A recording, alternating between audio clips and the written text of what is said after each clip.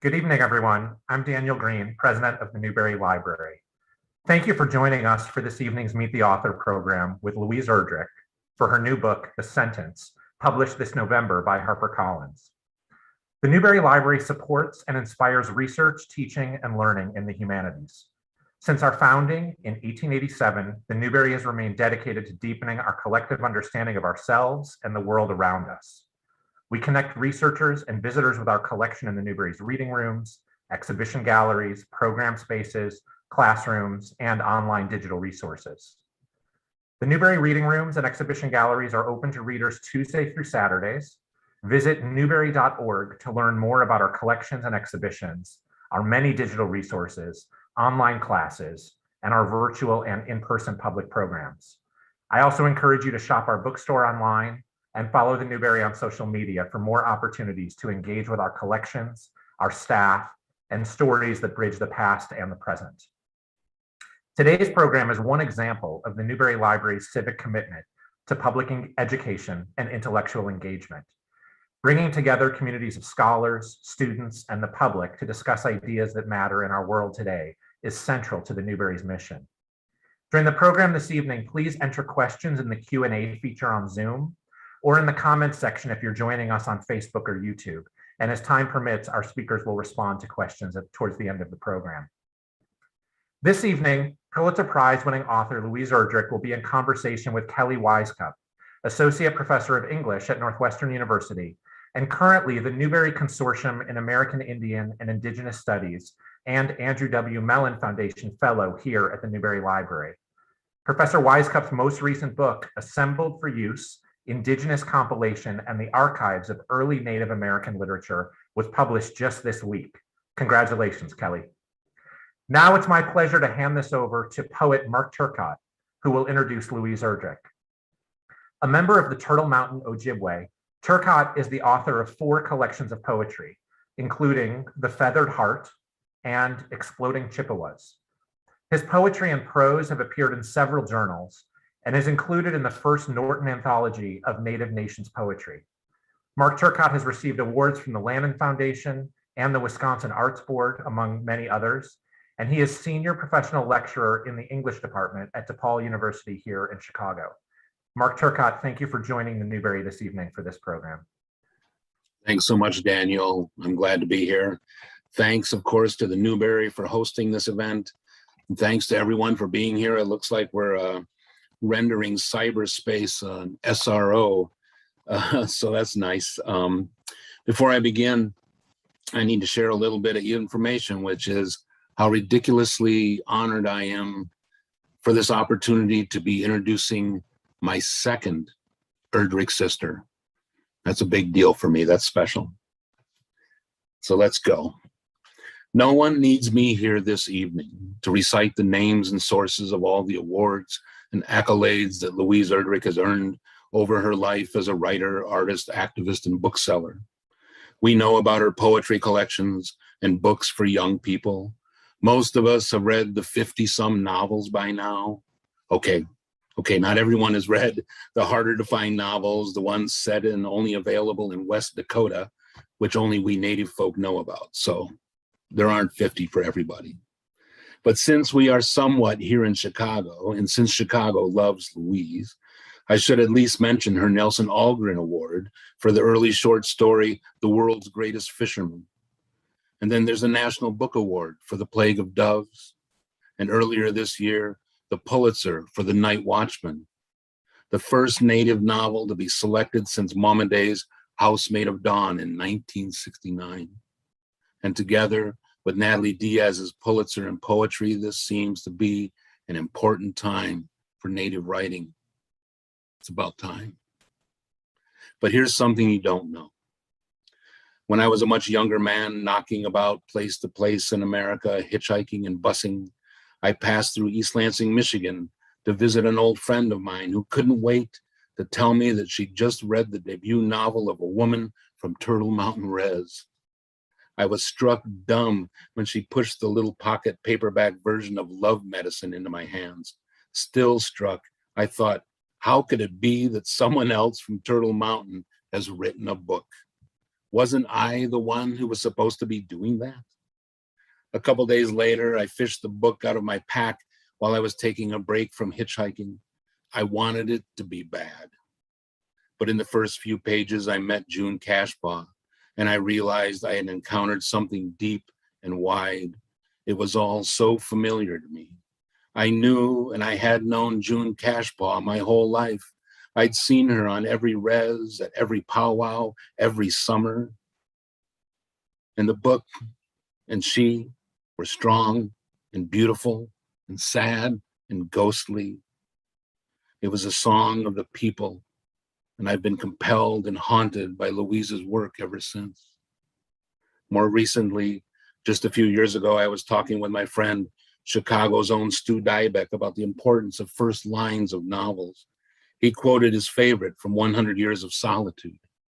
I answered him with the opening that tracks. We started dying before the snow, and like the snow, we continued to fall. Stu offered another, maybe Hemingway or Murakami, and I decided to lighten things up with another favorite. We conceive our children in deepest night, in blazing sun, outdoors, in barns and alleys and minivans. And now we have 5 days after Flora died, she was still coming into the bookstore. But here, right now, in Rogers Park, just steps from the lake, I'm thinking of this opening line. My travels have become so focused on books and islands that the two have merged for me. Books, islands, islands, books. And I want to say, me too, us too, because so many of us know Louise's books as islands. And it seems we need more islands than ever these days. So thanks for this latest one.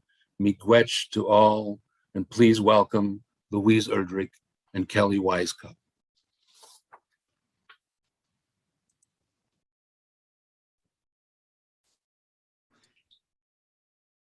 There is nothing like a Mark Turcotte introduction, I think. Mark,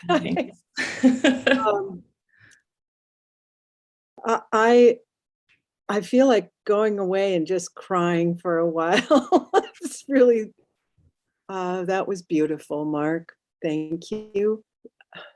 Thank you so much. And I want to thank everyone who's joined us tonight, and thank you to the Newberry Library. I'm so happy to be here. I'm really still quite moved. Can you take it away for a minute? Certainly, yes. Thank you, Mark, again. I've heard Mark introduce another Erdrich writer, and so I know a little bit of the feeling. Welcome to the Newberry virtually. It's so wonderful to be in conversation with you and be able to welcome you to the library, albeit in virtual space. I know we talked about you starting with a reading. Does that still feel like the place we want to start, or would you rather start with conversation? That sounds good. I Okay. can switch my gears here. Yeah, thank you. All right. Okay. Here we go. This is from a sentence. And again, I'm so happy. I know there's a number of people who've turned on their computers and found this adventure we're going to have. And I'm really happy about that. Thanks. November 2019. 5 days after Flora died, she was still coming to the bookstore. I'm not strictly rational. How could I be? I sell books. Even so, I found the truth of this hard to accept. Flora came in when the store was empty, always on my shift. She knew our slow hours. The first time this happened, I just learned the sad news and was easily rattled. I heard her murmuring, then rustling about on the other side of the tall bookshelves in fiction, her favorite section. In need of good sense, I picked up the phone to text Pollux, my husband, but what to say? I put down the phone, took a deep breath, and queried the empty store. Flora. There was a gliding shuffle, her light-heeled, quiet step.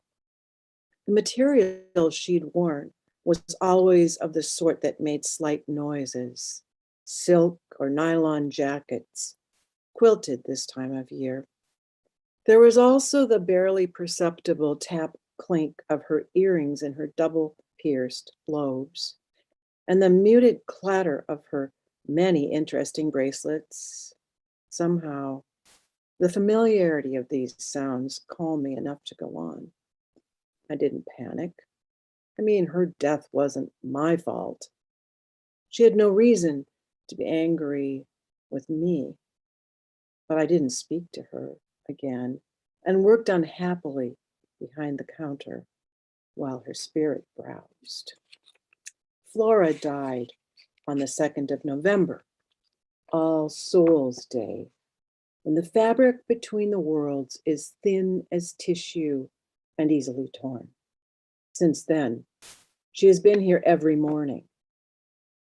It is disturbing enough when a regular customer dies. But Flora's stubborn refusal to vanish began to irk me, although it figured she would haunt the store. Thanks. Thank you. I wish that our platform had the Zoom sort of clap hands feature, because I would be well, so as your reading indicates here, this is a ghost story, and it's a ghost story set in a bookstore. And one of the things I love about the sentence is the way that it kind of takes us away from the staple narrative about Indigenous people haunting places. And it makes the ghost a white woman who desperately wants to be Indigenous and who wants it so much that she resists death. She kind of comes through that tissue to try to come back to get the thing she wants. So I'm curious how the character of the ghost of Flora emerged for you, and where she originated. I don't know. I mean, this is the question about all characters. Where do they come from? How do they get put together? What's the process? And I think most writers will say it's quite impossible to know.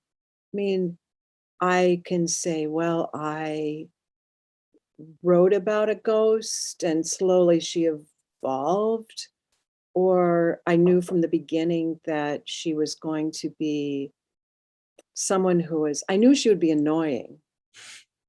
She was an annoying customer, but also a very favorite customer. So she's a mixture of things. Yeah. She wants to be Indigenous. She's not a Native person. And she does all she can to be that person. She would haunt the bookstore. She won't go away. And finally, and she never leaves anything, whether it's a powwow or a movie or whatever, anything that's Native, she's the last one there always. And finally, Tookie, who's our main character, who's speaking in the beginning, says, I finally had to tell her what no one had dared tell her in life. It's time to leave. And then the ghost gets, she can tell that she's becoming a little angry. Yeah. So it begins this interaction with the ghost that becomes hazardous for Tookie eventually. Yeah. You know, it's interesting. Tookie asked this question pretty late in the novel.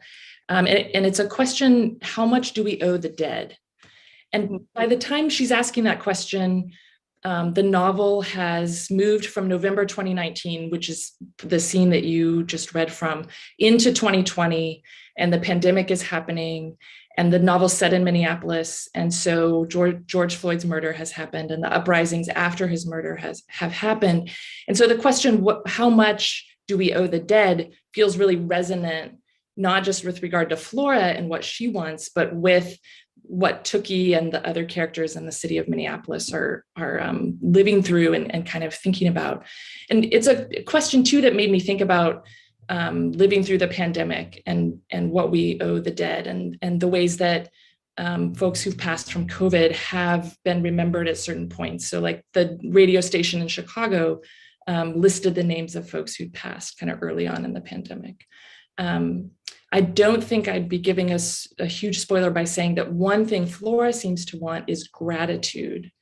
And I think that's interesting in terms of her desires from Tookie and from the bookstore. So I'm curious what kinds of answers this question, how much do we owe the dead, might have within the space of this novel and for these characters, or outside of the novel and for you as a writer, kind of thinking about writing about this moment. It seemed to me that this question, which I didn't really start with, I mean, I was going to write an entertaining ghost story. That was my sole purpose in writing this book. Yeah. But I kept starting it year after year, and I couldn't keep up the energy. Something would block my going forward, and partly it was because I had decided that it had to be a year in the life of a bookstore in real time, which I find almost impossible to write anyway. So that there were certain things I was not going to make up, and that's a big stumbling block for me. Yeah. So this question began, I didn't begin with it, as I say, and I just began with this ghost. But it also was a haunting. So Tookie is haunted, and that's a whole other thing. To be haunted became something that we were all familiar with. We were always familiar with it on some level, probably. But when I started it in 2019, I had a really sort of superficial idea of what haunted meant. And as I went on with it into 2020, obviously it began to be a very serious question that resonated for me in so many different ways. I found that in the writing of it, I began to really bring up a lot of questions of repatriation, which is this is a huge question. What do we owe the dead?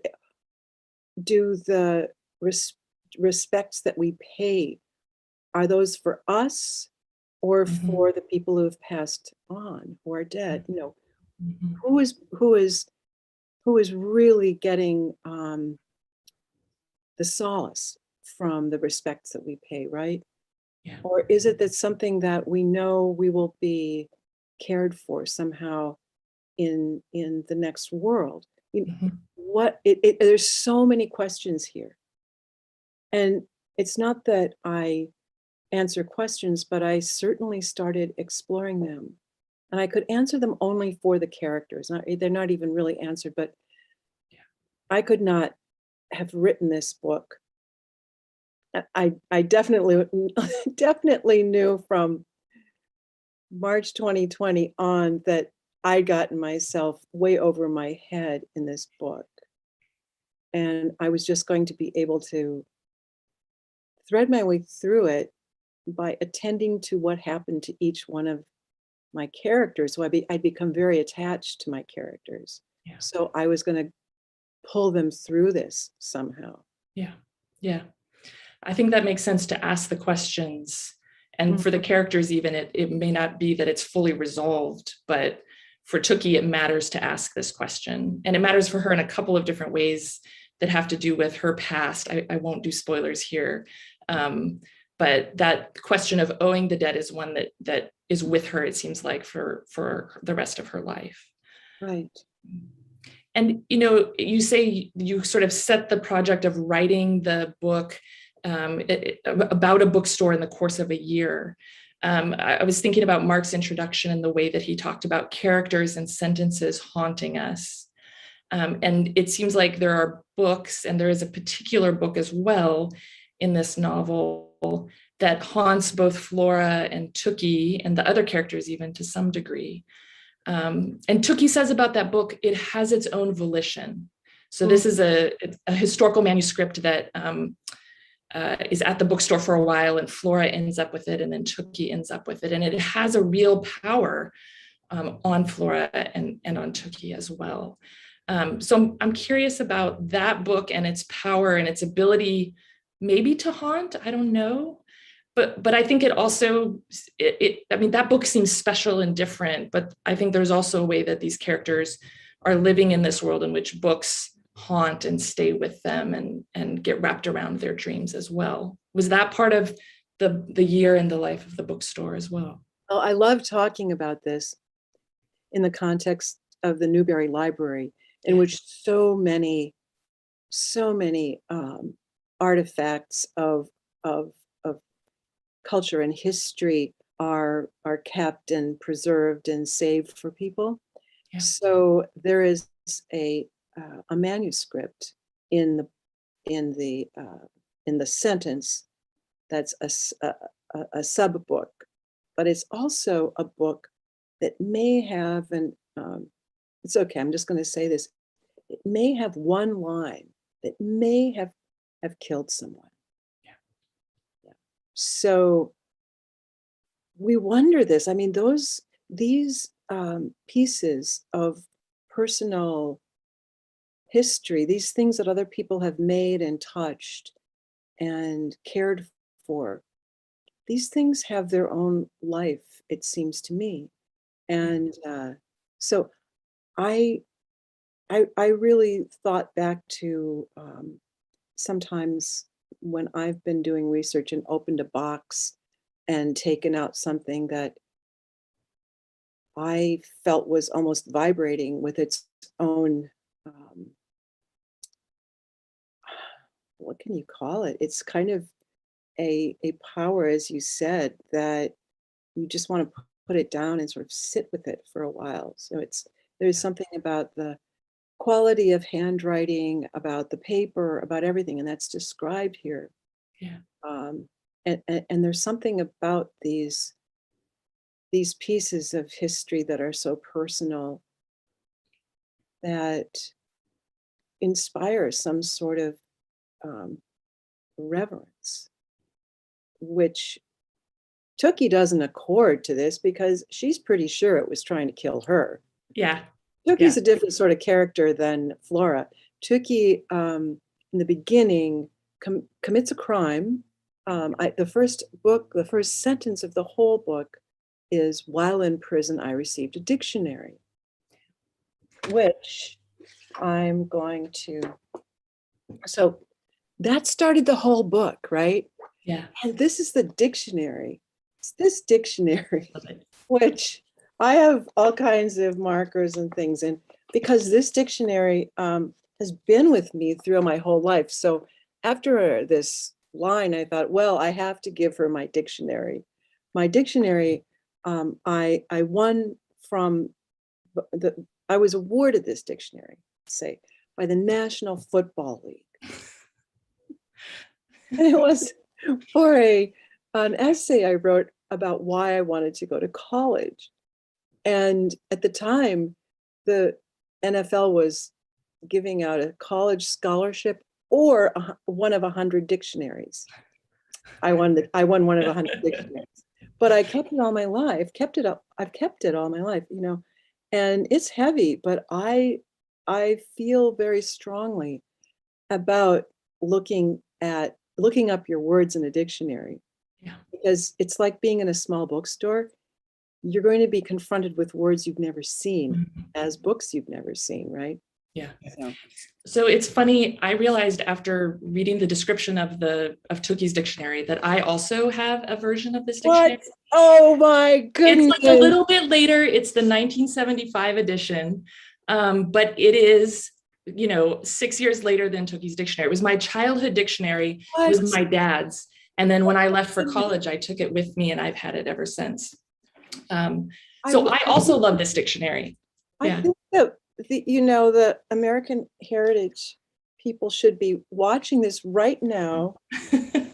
I eventually served on the usage panel for this Oh, dictionary, interesting. and I was so excited about it. But now the panel was either it was discontinued or they kicked me off and kept going on it without me. It's the thing you always wonder about when you've had a Yeah, tough time yeah. in middle school.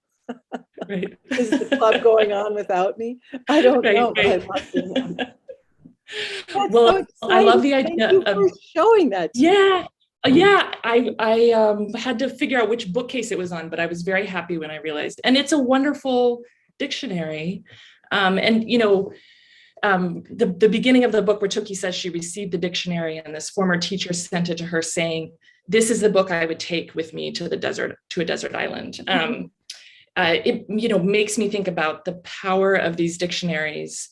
For Turcotte, it's a very particular power because she looks up the word sentence and it helps her think about this prison sentence that she's just received in a really different way. Kelly, And that makes the word then, because I wonder if the definition was the same, because I used the sentences. It is from the very last. Yeah. I looked it up, but please, it's important that the example of the word sentence in the dictionary. The door is open. Go. Yeah. Those were the sentences that she read. There's always a sentence at the end of an example sentence at the end of every definition. And she said, those are not just sentences. They're the most beautiful sentences in the English language. Yeah. And she says she felt that her prison sentence might have crushed her, but those sentences in the definition made her feel like she could survive. I love that moment, in part because we maybe think about dictionaries as being things we use for school assignments or something, as opposed to like books that inspire. But that's really not the case for Turcotte. She has those too, but it's this dictionary that she really holds on to. She has this dictionary, but she has anyone who's listening to this who has someone in prison knows that you cannot send hardcover books in, so the cover is removed from this dictionary. I don't honestly know if a book of this size would be permissible, but I had to juggle that a little bit. Yeah. Can we talk a little bit about Turcotte? She is a wonderful character. I've read this book a couple times in preparation for our conversation, and I feel like I see something different about her every time I read the book. She says she's an ugly woman, and she says, and I'm not beautiful on the inside either, but she also loves soup. She is really good at selling books. There's a scene when she comes home and dances to Prince and pledges allegiance to him. So she has these moments also of joy. So I'm interested in thinking about her. She really understands her experience being incarcerated, not just as an experience that's connected to a decision she made, but also to these larger statistics involving Indigenous people and women in particular. And she says, I'm quoting here from the book, Native Americans are the most over-sentenced people currently imprisoned, and that Minnesota alone imprisons 3 times as many women as all of Canada, not to mention all of Europe. So she's so interesting as somebody who understands herself in relationship to these statistics, but also has refused to let these statistics define her. She's built this other sort of life, even though her experience of being incarcerated shapes her. How do you think about her as the kind of narrator and the voice that steers us through this novel of haunting and pandemic and many difficult things? I was surprised by her. This again goes to the question about how a character comes about. I don't really know how I began to write in her voice, but I suppose she expresses some somewhat larcenous aspect of my own character, I suppose, but I don't really know. But she's ferociously intelligent. She is a great reader. Somewhere I read there's a, what, have you heard this? Like there's a level 2 reader where she's reading critically and she's able to see how the bones of a book, the structure sticks out for her, but she'll go with it, as so many people do. But so she's that kind of reader, but she's also willing to be swept along and loves to be swept along in a book. And she commits her crime for love. So I feel like she gets a pass on the crime completely. I would, the crime she commits, she really didn't do this crime. It's a non-crime in my mind. And she doesn't know much of the situation that she's sort of getting herself into by doing this thing for love. Oh no, of course not. And she is someone who has extremely deep attachments, both to books and to people. And so that happens throughout the book. And she's also very suspicious, and she's skeptical and ironic and angry. She can be very angry, and she's just ready to fight a lot of the time. And she's funny. So that made me very, I mean, I couldn't have gotten through a lot of the last year and a half, 2 years without writing in her voice. I don't think. That makes so much sense. You know, as I said, I read the book a couple times, and there's this moment where we get this date, February 2020. And, you know, the first time I sort of took a breath, because I think everybody who's watching will recognize that moment as this sort of just before COVID is really in the US and things really start changing for lots of folks.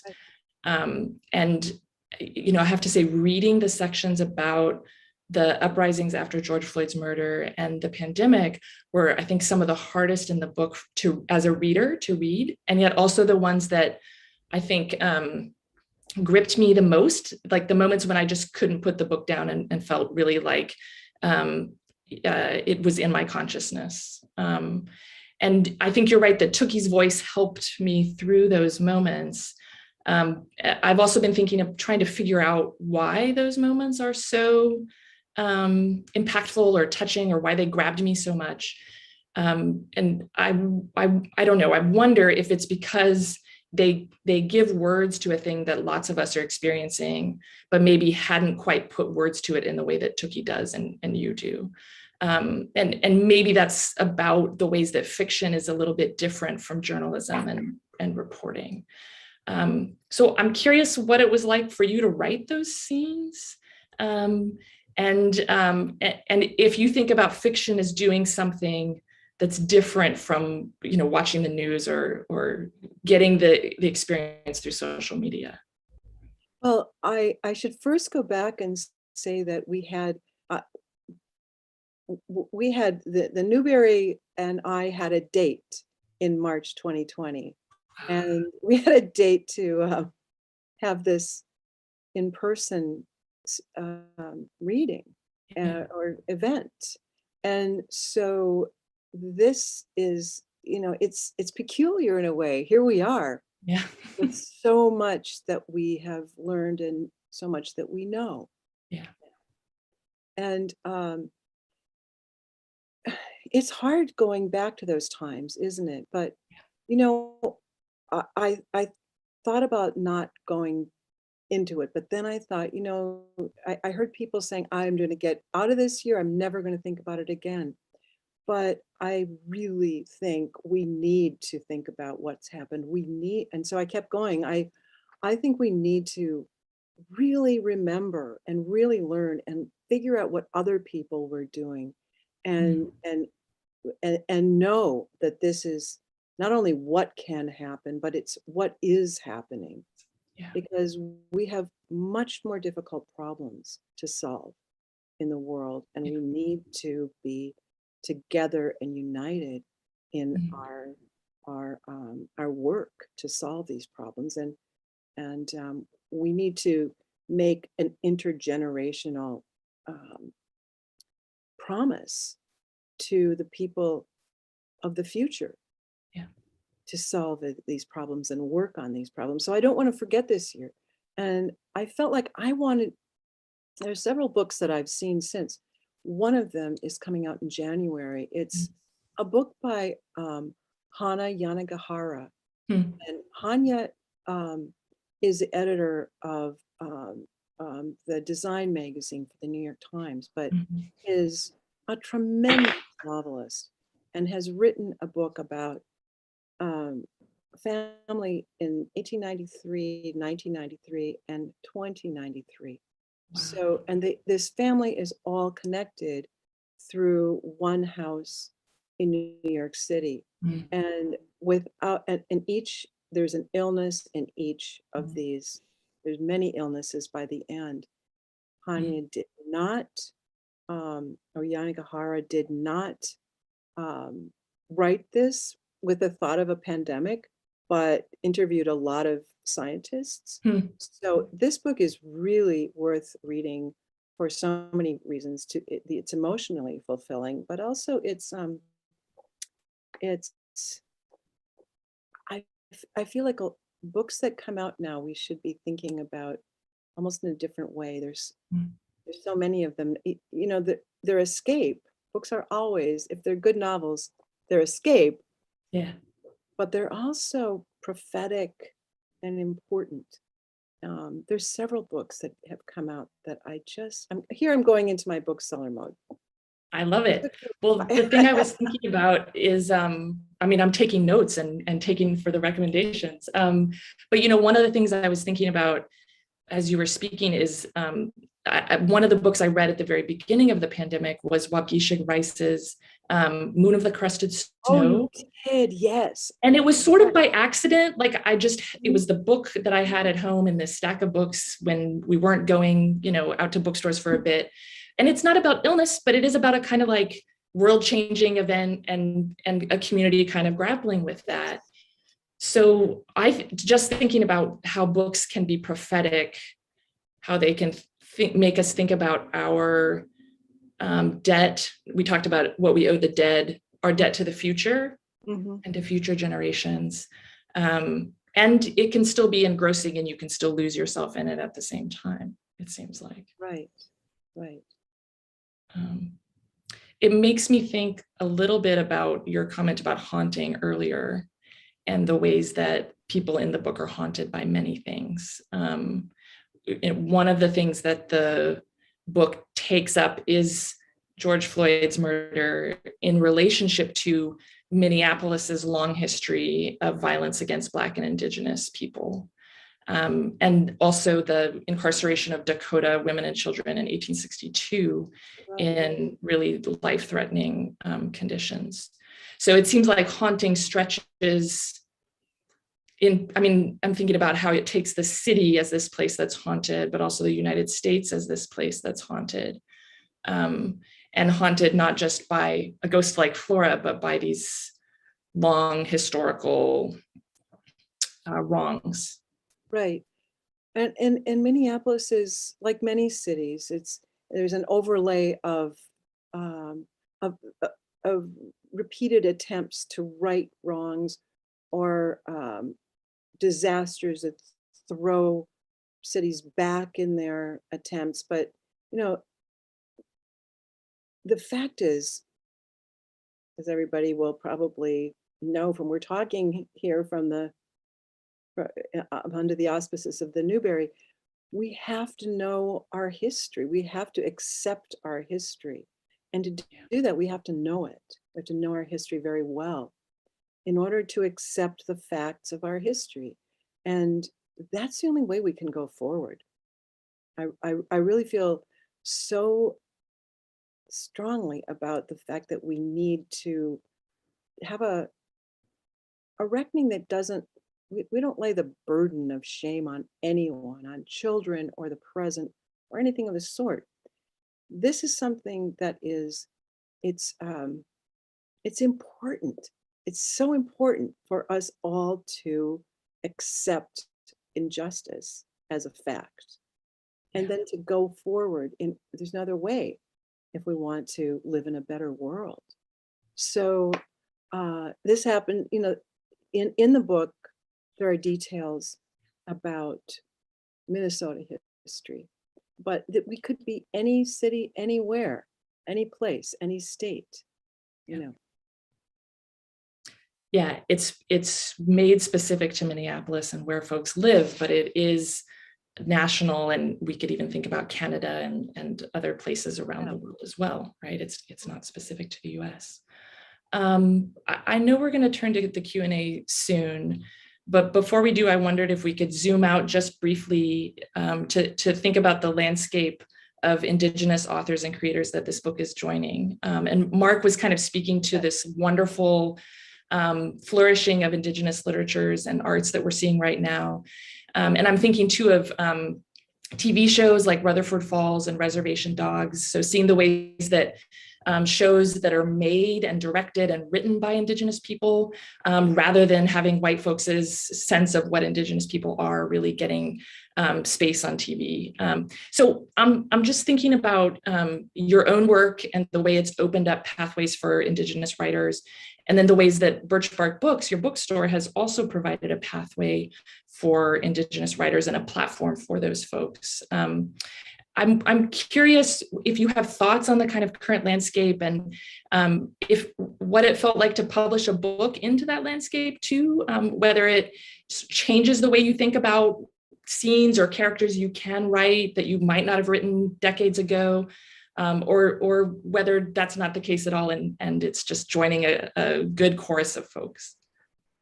Well, I can't really express strongly enough how excited I am by, as you said, the changed landscape of fiction. I was inspired by Leslie Silko, by Scott Momaday, and especially by Jim Welch. Mm-hmm. And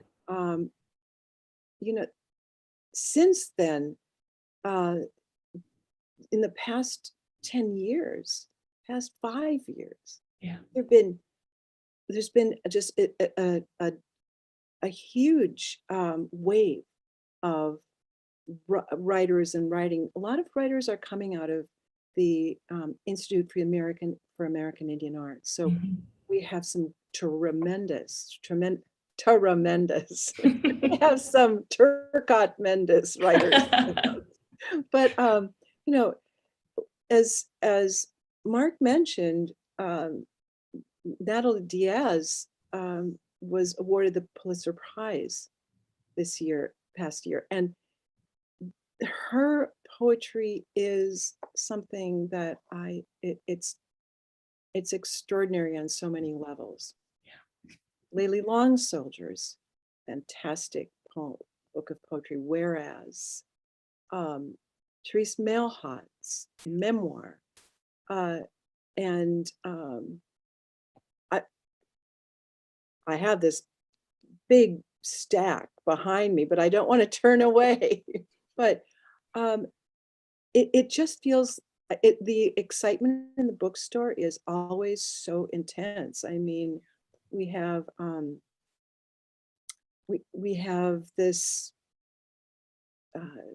set of shelves that has always been devoted to Native fiction and Native poetry, but we're expanding outward at all times. And also there's this huge expansion of young adult novels, which, for instance, Angeline Bully, and novels in science fiction or horror genres. Cherie Dimaline, Graham Jones. I mean, there are just so many tremendously exciting things happening in Native writing. And I'm not even getting into the nonfiction, which is, we're stacked to the rafters really with nonfiction.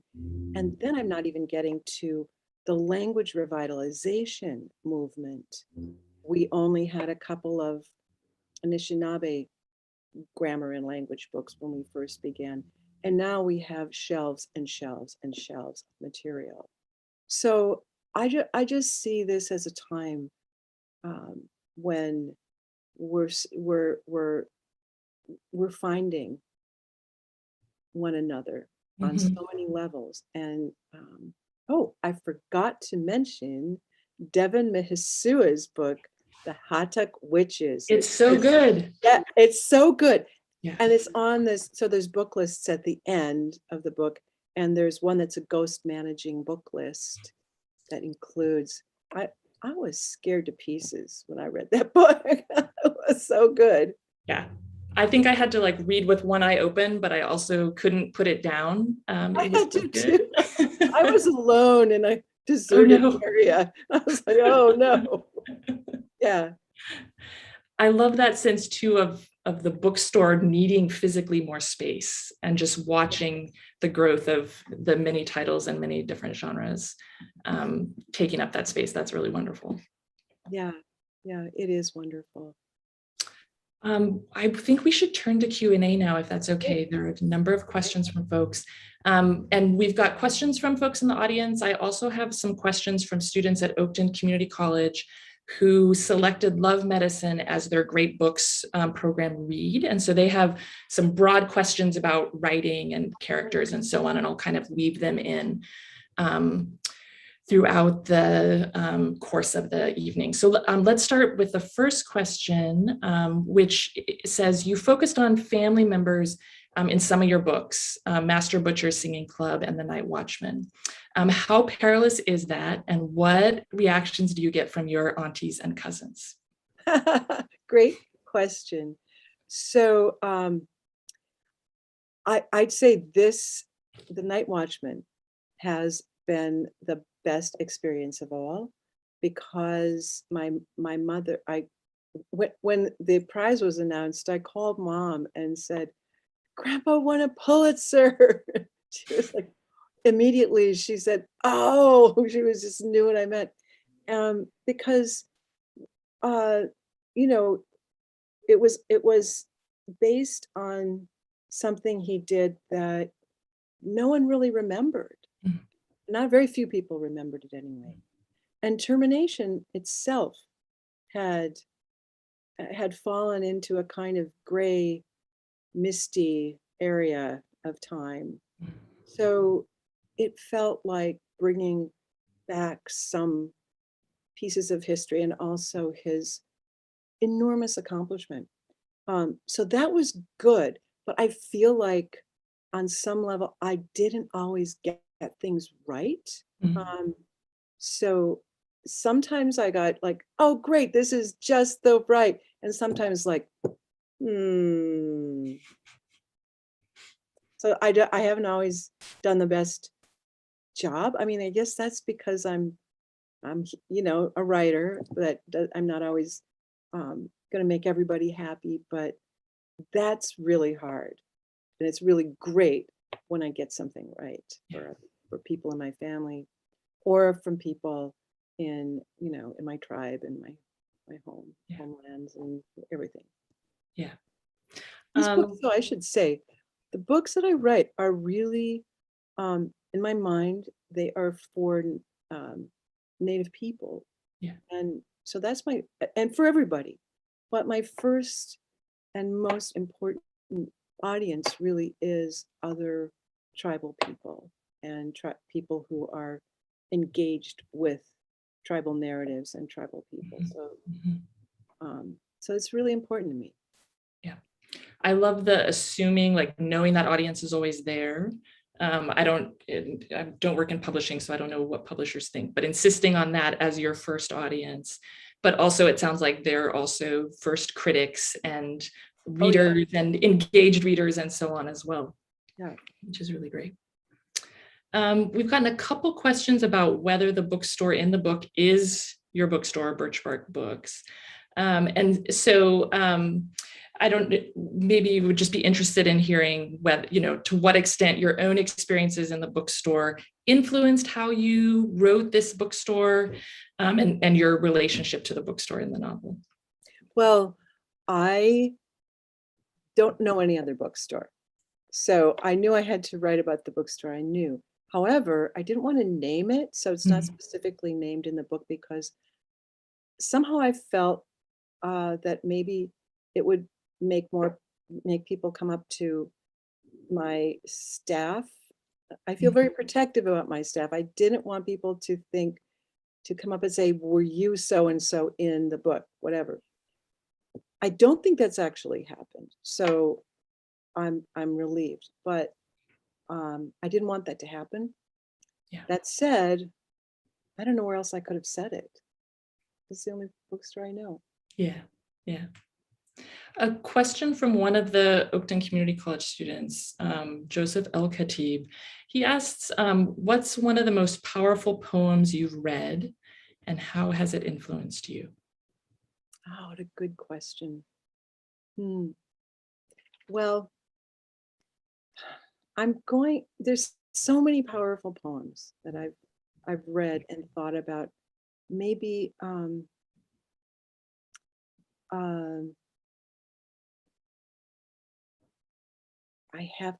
I know this is going to sound like a real cliche, but the poems I shared with my father, my father might have been the most important poems for me. Because they are like out of the old home book of poetry. You know, he read Robert Service and he memorized all Robert Service and Robert Frost and Yeats, and he loved Invictus. So those were some of my favorite poems. You know, we would recite them together. You know, and we would recite especially Invictus, which is a big cliche. But also, I was just like banding about the idea of whether I should reveal this about myself or not, but I think I will. So I have Neruda's Ode to My Socks up, and I love that poem. It's up on. I have a bathtub with linoleum tiles, and I scribbled out lots of poems on the white tiles. They're black and white, so I can lie there and read the poems while I'm soaking. And Mirabai, who's a Sufi poet, is one of my favorites. I don't know, I'm not going to say her name correctly, but Witsawa Szymborska, my very favorite poets. And Louise Glick, a very important poet for me. And as I said, Natalie Diaz, Roberta Hill Whiteman. I just have so many poets. I'm sorry. I think we've given the student a reading All list. right. Here's a reading list. Yeah, like Tookie. Okay, I know we're getting toward time, so let's do maybe one or two more questions. We have questions from the audience about how Tookie's experience opposes or complicates stereotypical narratives of Native people. And thinking about the ways that, as you said earlier, you write for Native audiences first, were you thinking about Tookie as complicating stereotypes as you wrote that character? Yeah, I think that's the question. I was. Yeah. Before I go on now, that last question made me start thinking, here's a very short poem that I think about a lot of the time. It's by Langston Hughes. Sometimes a crumb falls from the tables of joy. Sometimes a bone is flung. To some people, love is given. To others, only heaven. And I love that. It's very short. Anyway, I always think about complicating stereotypes. I that's part of the eternal work, you know, to complicate for all writers. It's to complicate and smash stereotypes and use stereotypes to draw a reader in, and then to take them apart and show the reader, like, here's a mirror. What do you see? You know, stereotypes are great tools for a writer. Poems are great tools for a writer.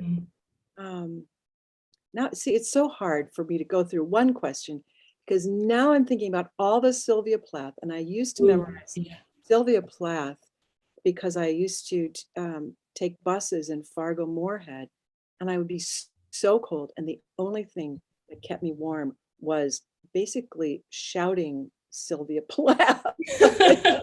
Songs are so powerful. Anyway, so that's what I feel about stereotypes. They're for us to all encounter and dismantle. I think ending with shouting Sylvia Plath poems and some Langston Hughes and the breaking up of stereotypes is a wonderful way to end. I'll welcome Daniel Greene back and just say thank you for this book and your work. It's been such a pleasure, and I'm really grateful for it. Thank you. Thank you so much for this conversation. I really, really enjoyed it. Thank you. Wonderful. Thanks.